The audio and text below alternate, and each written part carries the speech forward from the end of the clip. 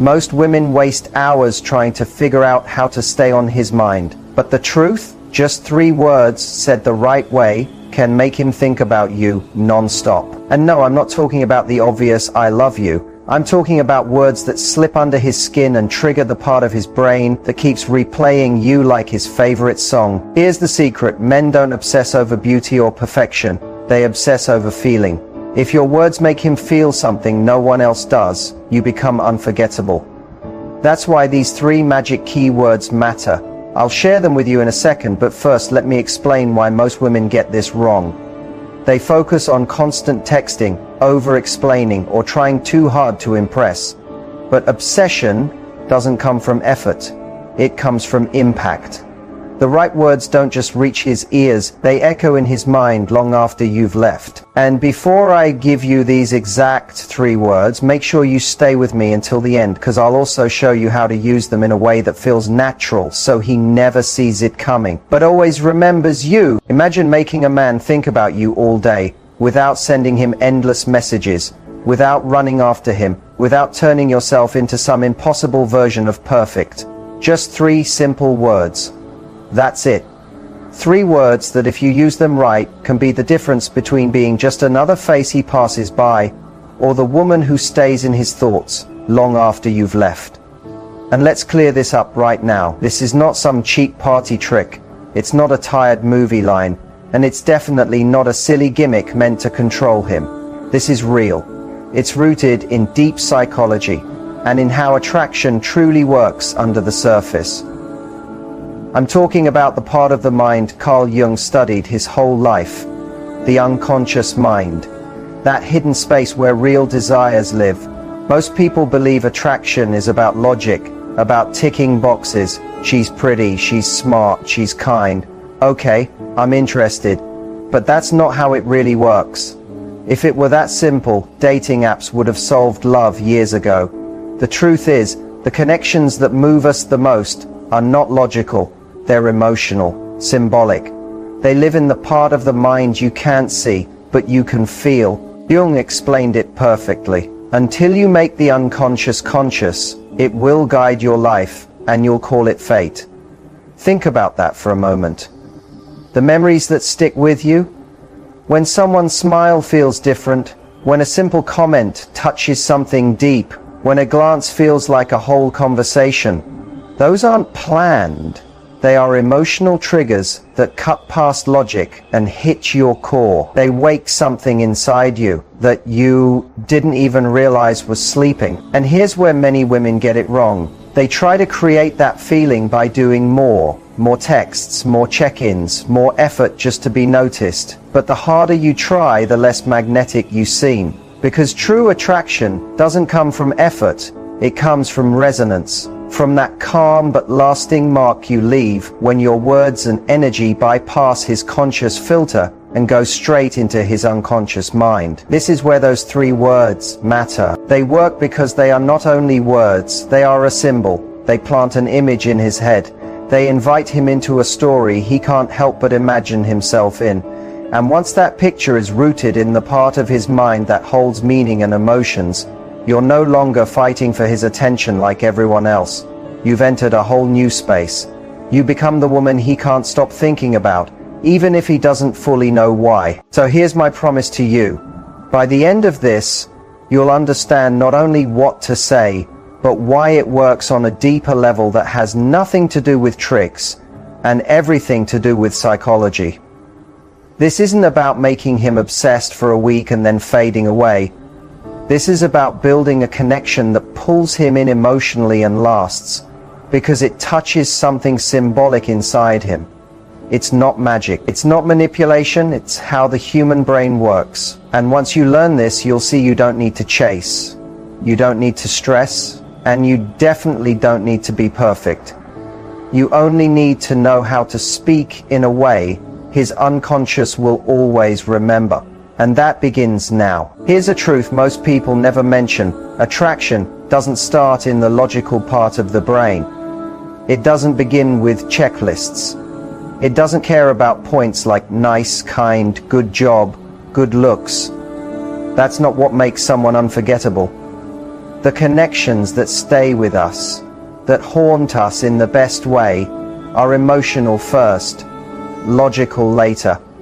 And this is what Carl Jung spent his life studying. He showed that the human mind is driven as much, if not more, by symbols, patterns, and unconscious pulls as it is by reason. We like to believe we're making conscious, smart choices. But really, the unconscious arrives first. That's why he said, until you make the unconscious conscious, it will guide your life and you'll call it fate. In simple words, until you understand what's pulling strings underneath, you'll think things just happen. You'll think you just clicked with someone. But that click is not random, it's emotional and symbolic resonance. Something in their words, their moves, even their tone, speaks right to your unconscious mind, skipping logic altogether. And this is where most women unintentionally block themselves from creating that kind of spark. Why? Because how do they usually start? With something plain, polite, and flat. Hey, how are you? How's your day? Hope you're okay. Now, it's not bad, it's just invisible. Those phrases don't create a spark. They don't give an image. They don't cut through the noise of his day. And if nothing you say stirs him emotionally, there's nothing for his mind to hold on to. No hook, no replay later. Think of it like this. The mind doesn't store words. It stores feelings. You may not remember the exact words someone said years ago, but you remember how you felt in that moment. That's emotional anchoring. Without it, even a nice conversation fades into the same boring blur. And here's the catch. The unconscious doesn't react to perfect grammar, flawless logic, or safe topics. It reacts to symbols, to pictures, to suggestion. That's why a single line with the right energy can be more unforgettable than 20 polite texts. Jung understood that what stirs us most is often unseen by the rational brain. When you tap into that, when your words carry a subtle spark, you pass through his mental filter. He isn't replying out of politeness anymore. He's replying because something in your words touched an emotional thread he didn't even realize was there. So if your aim is to leave an impression that stays, you have to stop leading with empty, emotionless lines. Next time you talk to a man you like, ask yourself, does this create an image, spark curiosity, or move an emotion? Or is it just filler? Because filler gets lost, emotion gets stored. And the second you realize attraction is built in the unconscious, not in polite exchanges, you stop trying to impress with perfection and start aiming for emotional resonance. That's when you move from being just another chat to being the memory he can't shake off.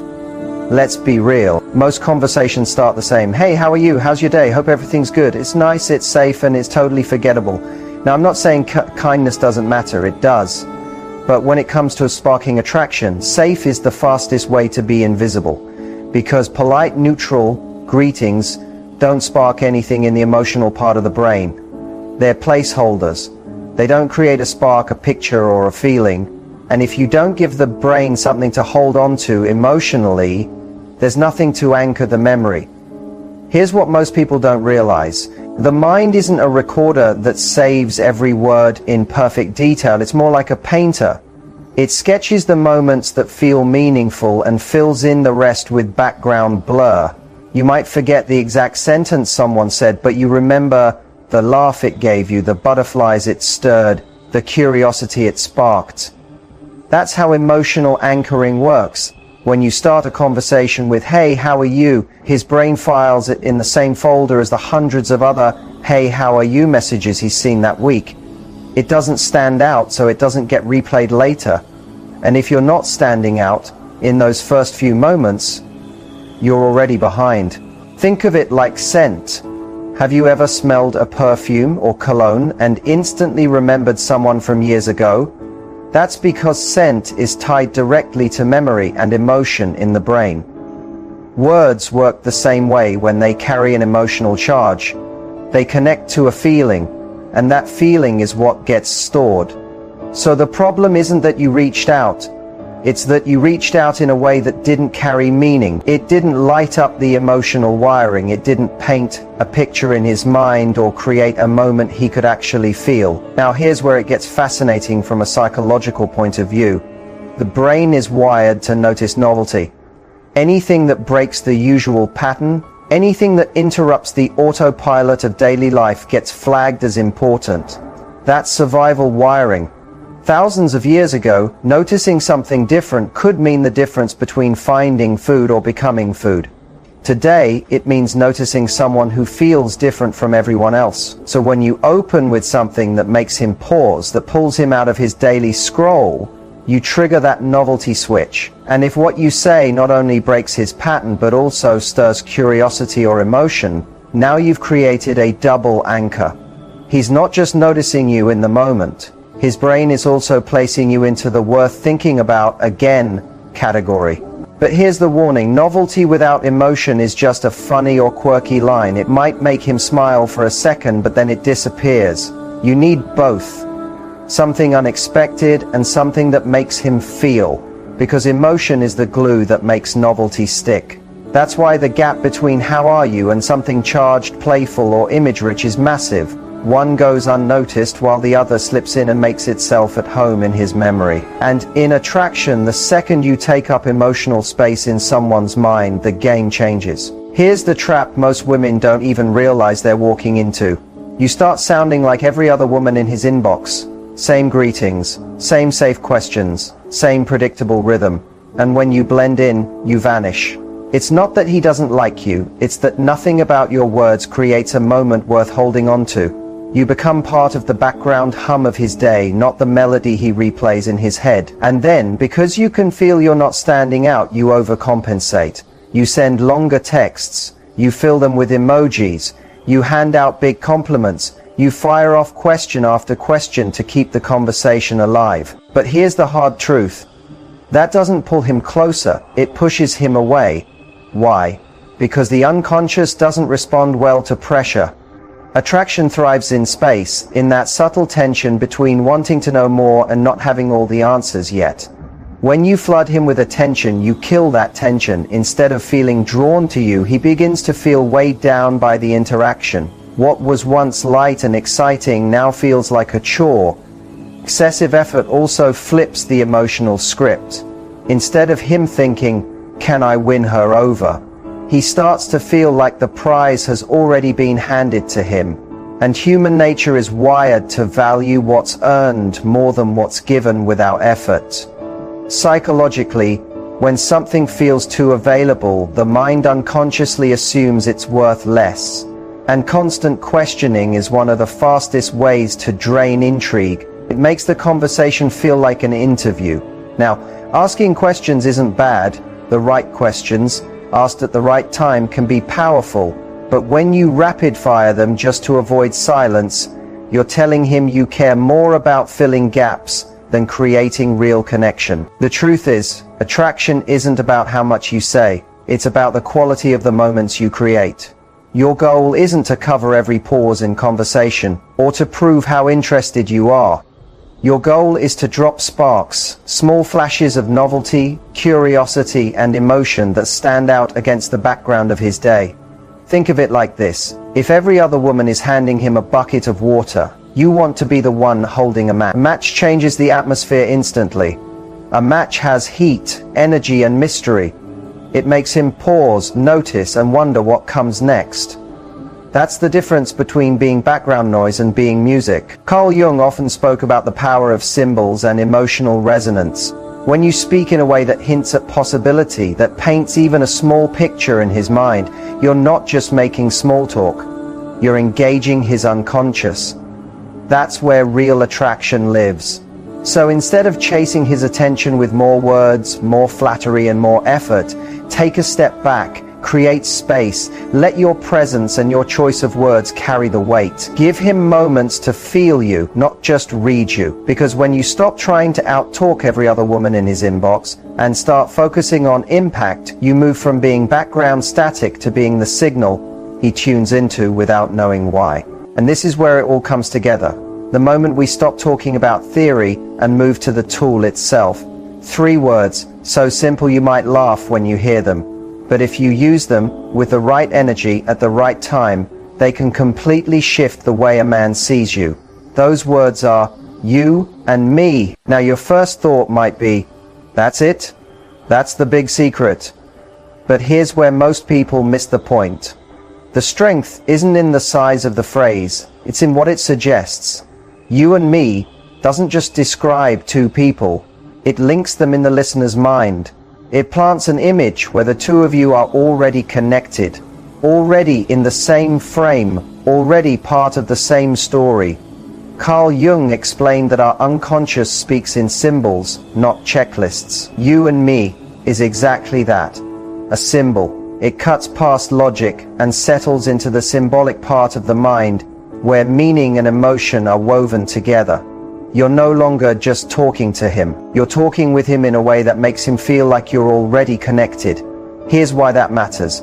Most women, when they want to suggest doing something with a man, ask for it. Do you want to go out sometime? Would you like to grab dinner? When you ask, you put the power entirely in his hands. You are waiting for approval, and whether you realize it or not, that shifts the dynamic. You've placed yourself in the position of applicant instead of co-creator. But when you say, you and me should grab dinner, you're not asking. You're declaring a shared vision. You're framing the moment as something that already exists in possibility. It's not a plea, it's an invitation, with confidence baked in. Psychologically, that hits very differently. Think of the unconscious like a movie projector. Most of the time when you talk to someone, you're giving them information. They process it. Maybe they remember it, maybe they don't. But when you say you and me, you're handing them a short scene to play in their head. Suddenly they're seeing you two together, laughing at a restaurant, standing side by side, sharing an experience. That mental image is the emotional hook. And here's the subtle genius of it. It's not aggressive. You're not cornering him with, we should be together on day one. You're giving him something light, playful, and easy to agree with. But that still builds an emotional bridge. You're suggesting, not demanding. That's why it creates intrigue instead of pressure. Jung would say you're speaking in the language of the unconscious, using a simple symbol to awaken subtle desire. Because desire doesn't always come from grand gestures or deep confessions. Sometimes it's sparked by a fleeting suggestion, a possibility that his mind starts exploring without you having to push it. And the best part? You and me works in endless variations. You can attach it to an activity. You and me should catch a concert. To a feeling. You and me would make a dangerous team. Even to an inside joke. You and me, we'd survive a zombie apocalypse. Every time you use it, you're reinforcing the image of togetherness without ever having to beg for it. That's why these three words are more than a line. They're a frame, a way to shift the dynamic from two separate people having a chat to two people sharing a possibility. And when you can plant that possibility in his unconscious, you stop being background noise. You become the scene he can't stop replaying. Here's why you and me land so hard. It quietly communicates three qualities that most men find magnetic, whether they can explain it or not. And the beauty is, you're not shouting these qualities. You're showing them in a way that slips straight into his unconscious. First, confidence. When you say you and me, you're not timidly asking for permission. You're declaring. You're framing the two of you together as something natural, obvious, almost inevitable. That energy says, I know my worth, and I'm not afraid to imagine us together. Psychologically, confidence is attractive because it signals self-sufficiency. Tells his brain you're not desperate for his approval, which paradoxically makes him want to give it. Second, clarity. You and me doesn't wander around the point. It's not maybe, we could hang out sometime if you're not busy. It's clear, direct. It says, I know what I want, and I'm comfortable putting it out there. In a world where so much communication is vague, clarity feels refreshing. It cuts through the static and tells his mind, this is a person who's decisive, someone who doesn't get lost in hesitation. Third, initiative. This is the part that really shifts the dynamic. Most people, men and women, sit back and wait for the other person to make the move. By saying you and me in the right moment, you take the lead. You set the tone. And here's the twist. Taking the lead doesn't make you look pushy. It makes you look engaged. It signals that you're not passively letting life happen, you're shaping it. Now let's get real about how you use it, because the same phrase can be magnetic or awkward depending on your timing and tone. Playful example, you're both talking about how competitive you get with board games. You laugh and say, "You and me would be dangerous on the same team." It's light, it's fun. It plants the image without forcing it. Awkward example, you've just met him and within 5 minutes you lock eyes and say in a serious tone, "You and me should be together." That's not sparking curiosity. That's jumping to chapter 20 when you're still on page 1. Instead of intrigue, you get pressure. Playful example, you're swapping music recommendations and find out you both love the same band. You grin and say, "You and me need to see them live." It's casual but creates a shared possibility he can picture instantly. Overly intense example, you barely know his last name, but you lean in and say, "You and me need to go away for a weekend together." That's not creating resonance, it's tripping his mental alarm. The difference is subtle but huge. The right version of "you and me" is an open door, it invites him to imagine. The wrong version is a push, it demands he walk through before he's ready. From a Jungian perspective, what works is when the phrase operates as a symbol, something that awakens the archetype of partnership without you spelling out every detail. The unconscious loves suggestion. It doesn't need a blueprint, it just needs the seed. So when you use "you and me," remember confidence, clarity, initiative. Say it in a way that feels like you're letting him in on a little secret, not handing him a written contract. That's how it goes from being just 3 words to becoming the line that echoes in his mind long after the conversation ends. If you want "you and me" to hit the way it's meant to, you can't just toss it out like spare change. These 3 words are a spark, and sparks only work when there's something to ignite. That's why there are rules, not rigid scripts, but principles that make the difference between lighting him up and leaving him cold. Rule 1, choose the right moment. This is non-negotiable. "You and me" works when there's already a flicker of connection. That doesn't mean you need fireworks, just a natural flow, a shared laugh, a mutual interest, or a moment where you both feel in sync. If you say it too soon, before any rapport is built, it feels random at best and intrusive at worst. Think about it. If you've been talking about your favorite movies and discover you both love the same cult classic, that's your cue. "You and me" could quote that entire film. Boom. Seed planted. Rule 2, tone is everything. You could say the